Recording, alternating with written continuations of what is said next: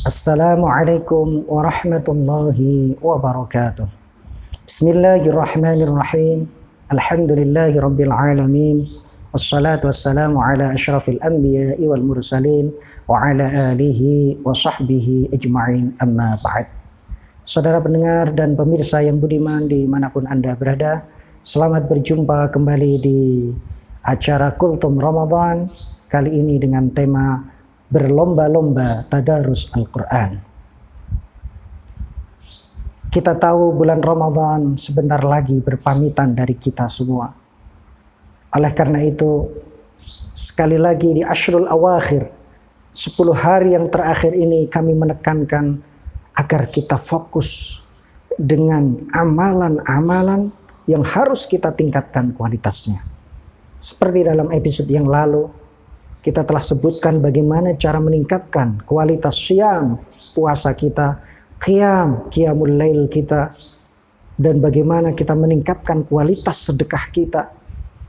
Kemudian pada episode kali ini kami akan menyampaikan bagaimana kita menyemangatkan diri kita agar membaca tadarus Al-Quran lebih giat di 10 hari yang terakhir ini.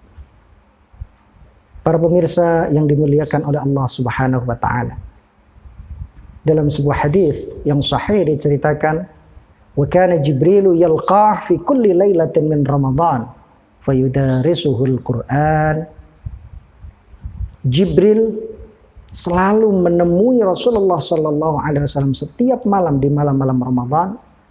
Kemudian keduanya bertadarus Al-Quran. Kadang Jibril yang membaca, Nabi yang mendengar. Kadang Rasul yang membaca dan Jibril yang mendengar. Ini yang namanya mudarasatul Quran. Tadarus Al-Quran. Karena apa? Ramadan ini adalah syahrul Quran. Bulan di mana Al-Quranul Karim diturunkan oleh Allah Subhanahu wa ta'ala. Oleh karena itu, kebiasaan tadarus Al-Quran seperti ini diteruskan oleh para sahabat, para tabi'in, dan para ulama. Dikisahkan bahwa sahabat Utsman bin Affan tiap hari di bulan Ramadan beliau menghatamkan Al-Quranul Karim 1 kali. Kemudian kalau kita ditanya waktu yang paling bagus untuk bertadarus, sebenarnya jawabannya boleh tadarus kapan saja, baik di siang hari maupun di malam hari, tergantung kesempatan Anda. Akan tetapi sahabat Ibnu Abbas lebih senang tadarus ketika malam hari. Karena apa? Karena Allah Subhanahu wa taala menyebutkan innana syi'atan laili hiya ashaddu wat'aw wa aqwamu qila. Sesungguhnya orang yang bangun di malam hari ini lebih mendapatkan kekhusyuan ketika dia mau qiyamul lail. Dan Al-Quran ketika dibaca, wa aqwamu qila, lebih bisa mengesankan di hati. Dalam surat Al-Muzammil ayat 6. Oleh karena itu, ketika ada kesempatan di malam hari untuk tadarus Al-Quran, silahkan perbanyak tadarus Al-Quran. Tapi jika sempatnya di siang hari, pagi, siang, ataupun sore, silahkan. Yang penting jangan lewatkan sisa-sisa Ramadan ini tanpa bacaan Al-Quranul Karim. Karena apa? Rasulullah sallallahu alaihi wasallam menyebutkan afdalu ibadati ummati qiraatul Quran.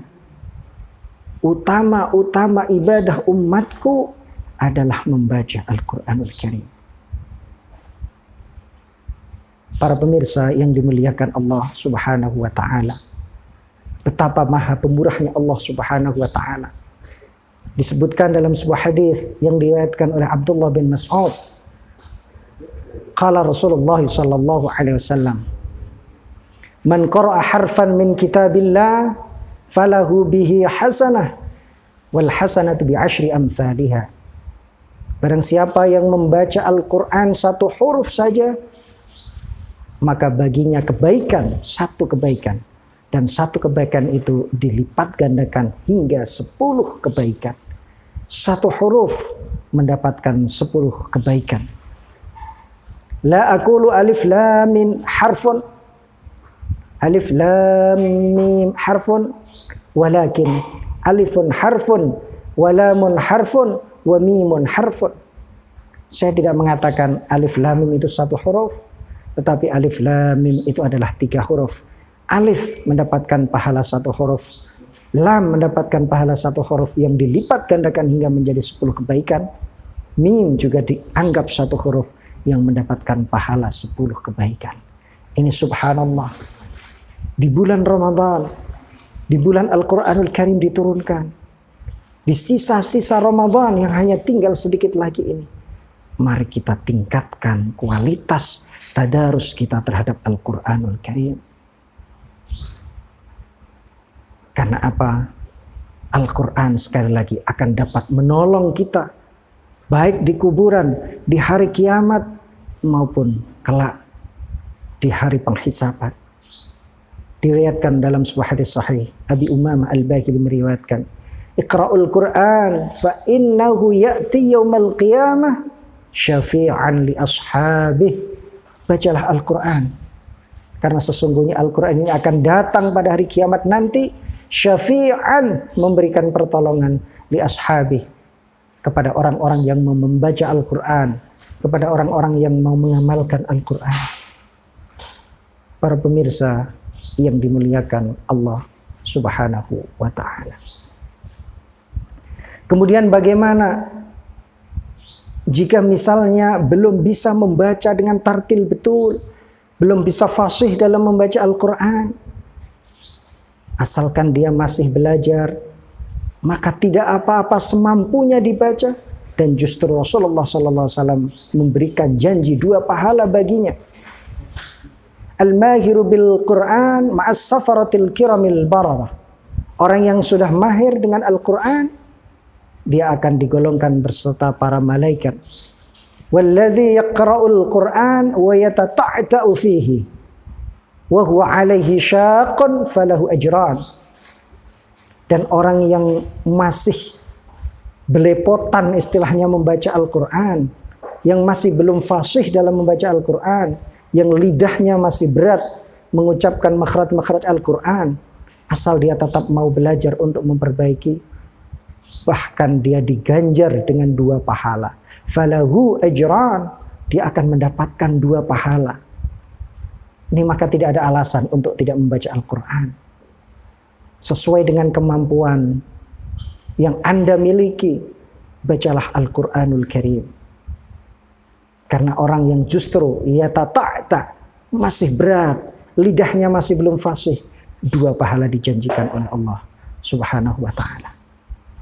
Para pemirsa yang dimuliakan oleh Allah Subhanahu wa ta'ala. Kemudian misalnya kalau terpaksa tidak bisa sama sekali membaca Al-Quranul Karim, maka ada jalan dengan cara mendengar bacaan Al-Quranul Karim. Karena orang yang mendengarkan bacaan Al-Quran, insya Allah akan mendapatkan pahala yang sama dengan orang yang membacanya. Allah Subhanahu wa ta'ala berfirman dalam kitab suci Al-Quranul Karim, wa idza quri'al Qur'anu fastami'u lahu ansitu la'allakum turhamun. Ketika dibacakan Al-Quranul Karim, maka dengarkanlah dan dengarkanlah secara seksama. La'allakum turhamun, supaya kalian mendapatkan rahmat dari Allah Subhanahu wa ta'ala. Jadi orang yang mendengarkan pun akan mendapatkan rahmat dari Allah Subhanahu wa ta'ala. Kalau kita tidak bisa membaca sendiri, bisa dengan cara mendengar orang lain. Bisa kita panggil misalnya ustadz ke rumah kita untuk membacakan Al-Quran dan kita mendengarkannya. Bisa kita suruh anak kita untuk membaca Al-Quran jika mampu, kemudian kita mendengarkannya. Atau pasangan suami istri, salah satunya membaca Al-Quran dan yang satunya mendengarkan. Banyak cara untuk mengais pahala. Bahkan Rasulullah SAW sendiri, di mana Al-Quran diturunkan kepada beliau, beliau juga sering mendengarkan bacaan Al-Quran dari para sahabat. Di antaranya yang pernah dilakukan dari sahabat Abdullah ibn Mas'ud. Sahabat Abdullah bin Mas'ud ini diminta oleh Rasulullah untuk membacakan surah An-Nisa. Fa kaifa idza ji'na min kulli ummatin bi syahidi wa ji'na bika 'ala haula'i syahida. Ketika sampai pada ayat ini, terlihat kedua mata Rasulullah sallallahu alaihi wasallam berlinang dengan air mata. Beliau menangis. Ini adalah satu contoh di mana kita juga dianjurkan untuk mendengarkan Al-Qur'anul Karim kalau tidak bisa membaca sendiri. Permasalahan mungkin berkembang. Bagaimana jika kita mendengarkan Al-Quran itu dari radio, dari televisi, dari MP3, dari HP kita misalnya? Apakah mendapatkan pahala yang sama? Di sini ada perbedaan pendapat di antara ulama. Tapi saya lebih condong kepada salah satu pendapat dari Dr. Wahbah Zuhaili dalam kitabnya Mawsu'atul Fiqhil Islam wa Qadayal Mu'asirah yang menyebutkan orang yang mendengarkan Al-Quran walaupun dari kaset, walaupun dari HP dan seterusnya tetap mendapatkan pahala yang sama. Beliau berpendapat, yahsulut thawabu liman istama'al Qur'an min hadha syarid kama yahsulu lahu idha istama'ahu minal qari'i nafsih. Ini pendapat beliau.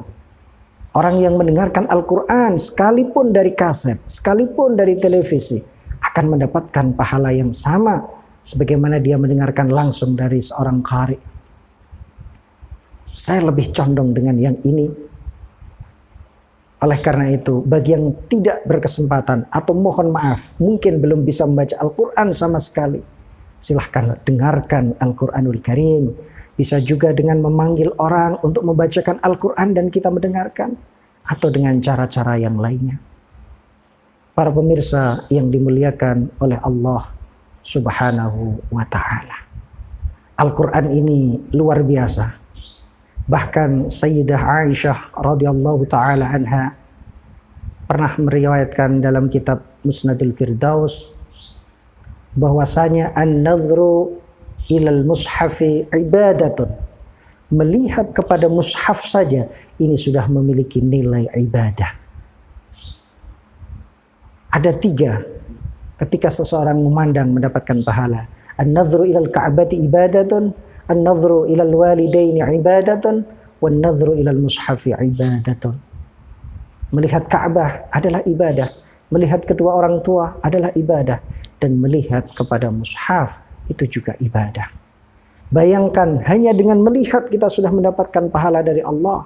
Hanya dengan melihat mushaf saja itu sudah dinilai ibadah. Apalagi kita membaca Al-Quran, apalagi bisa merenungi artinya, apalagi kita mendengarkan lantunan-lantunan Al-Quran sampai hati kita merasa benar-benar merasakan betapa Allah itu sayang kepada kita. Atau ketika melewati ayat-ayat yang bercerita tentang azab, mungkin air mata kita bisa berlinang. Rasakan kehebatan Al-Quran, di mana ketika Al-Quran dibaca, hati kita bergetar. Itulah termasuk tanda-tanda daripada keimanan kita bertambah kepada Allah Subhanahu wa ta'ala. Mudah-mudahan kita tidak termasuk orang-orang yang terhalang untuk membaca Al-Quran di bulan Ramadan. Masih ada kesempatan. Kalau kita lihat, kita ini amat sedikit dibanding para salafun saleh, para ulama terdahulu yang berlomba-lomba membaca Al-Quranul Karim. Imam Qatadah, beliau selalu menghatamkan setiap 7 hari. Jadi setiap 1 minggu beliau hatamkan Al-Quran sekali. Dan di bulan Ramadan tiap 3 hari beliau hatamkan Al-Quran sekali. Dan di Ashrul Awakhir, di 10 yang terakhir, setiap malam beliau hatamkan Al-Quranul Karim. Abu Raja Al-Atarid, beliau juga hatamkan setiap 10 hari sekali. Imam Al-Aswad dan Nakhai, tiap 2 hari beliau hatamkan Al-Quran.